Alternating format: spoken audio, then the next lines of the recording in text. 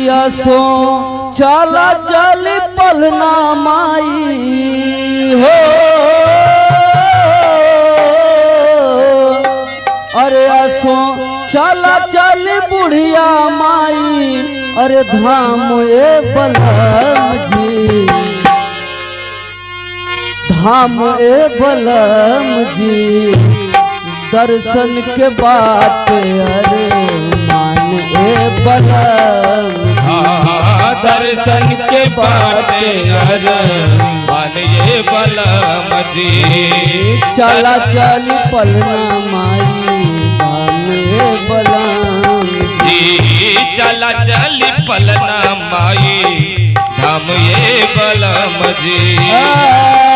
सो चला चल पलना माई ओ,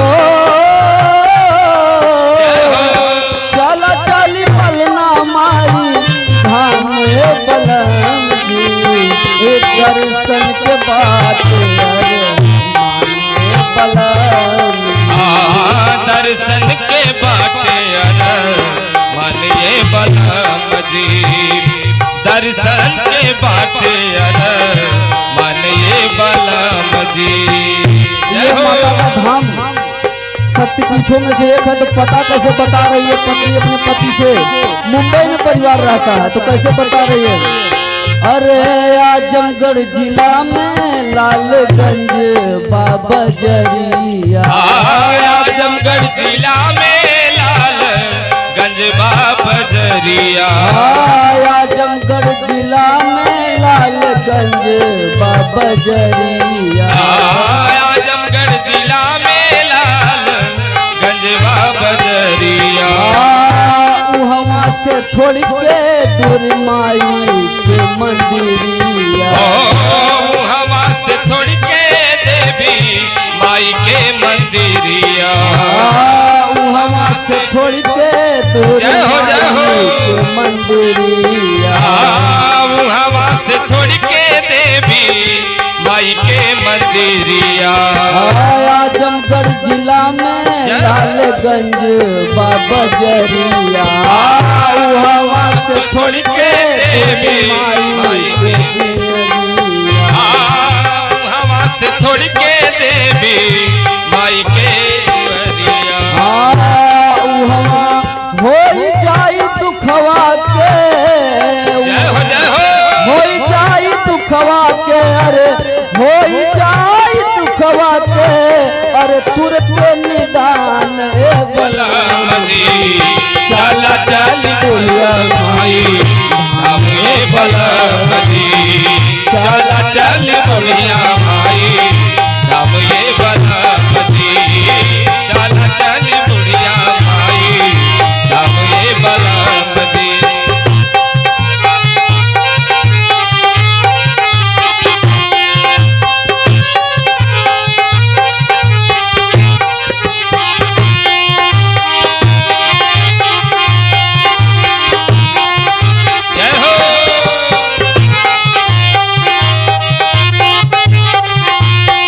चला चल पलना माई धाम ए बलम जी, चला चल पलना माई धाम ए बलम।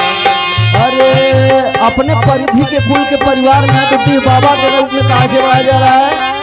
अरे डी हवार माई है बड़ी जगता, दी हवार माई है बड़ी जगता, पलना भवानी माई काटे दुख हरता, पलना भवानी माई काटे दुख हरता, हवार है माई बड़ी जगता, हवार माई है बड़ी जगता, पलना भवानी माई काटे दुख हरता, पलना भवानी माई काटे दुख हरता।